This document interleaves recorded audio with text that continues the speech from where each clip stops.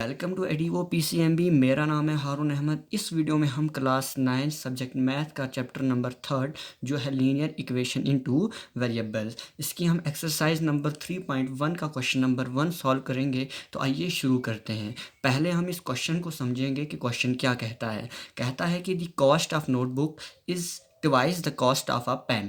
कहता है जो नोटबुक की कॉस्ट है वो 2 गुनी है पेन की कॉस्ट से। उसके बाद कहता है write the linear equation in two variables to represent this statement. कहता है कि इस लीनियर इक्वेशन को आप 2 वेरिएबल्स में लिखिए जो आपके पास स्टेटमेंट दी गई है।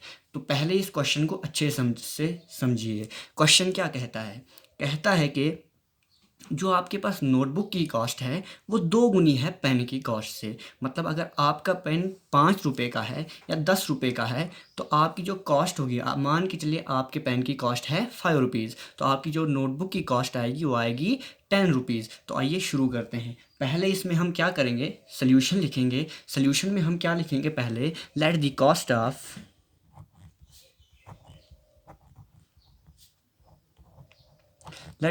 Of notebook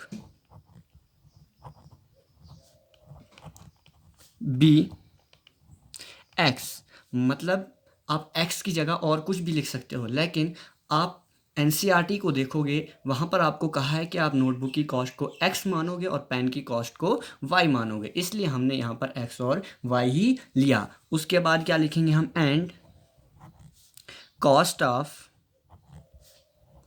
a pen be y. जो हमारे पास नोटबुक की कॉस्ट है वो है हमारे पास x और जो पेन की कॉस्ट है वो है हमारे पास y। तो हमें अकॉर्डिंग टू क्वेश्चन क्या कहा गया है कि अकॉर्डिंग टू क्वेश्चन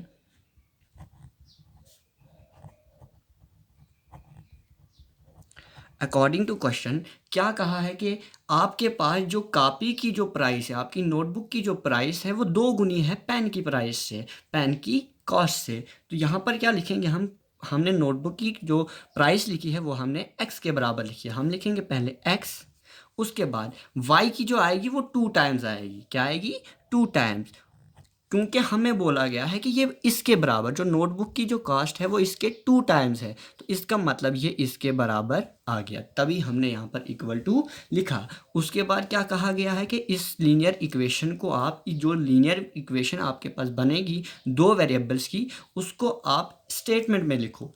इसके लिए हमें क्या करेंगे, हम x को अपनी जगह पे रखेंगे। ये इक्वल टू के इस साइड जो है, मैंने कहा है कि इक्वल टू के इस साइड या इस साइड कोई भी डायरेक्टली चेंज हो। डायरेक्टली चेंज का मतलब ये है कि वो किसी के मल्टीपल में ना हो, तो उसका जो होता है साइन चेंज हो जाता है। मान के चलिए यहाँ पर अगर हमारे पास -2 होता, जस्ट कंसीडर आपके पास अगर यहाँ पर -2 होता, हम इक्वल टू के इस साइड लाते वो पॉजिटिव का 2 हो जाता। अभी यहाँ पर ये +2 है तो इस साइड लाएंगे हम तो ये -2 हो जाएगा, लेकिन हमने y के साथ में ही इस साइड लाना है। हमने इस साइड लाया तो ये -2y हो गया, इक्वल टू में हमारे पास 0 आ गया। तो हमारे पास जो कहा गया था, हमने सिर्फ इधर ही तक इसका सोल्यूशन करना है, क्योंकि हमें कहा गया है कि सिर्फ लीनियर इक्वेशन जो बनेगी आपके पास उसको स्टेटमेंट बेस्ड जो दी गई है आपने उसको लीनियर इक्वेशन में चेंज करना है। Thank you so much. इस वीडियो को आप अपने भाई बहन के साथ, दोस्तों के साथ शेयर करिए। Thanks for watching. Thank you so much.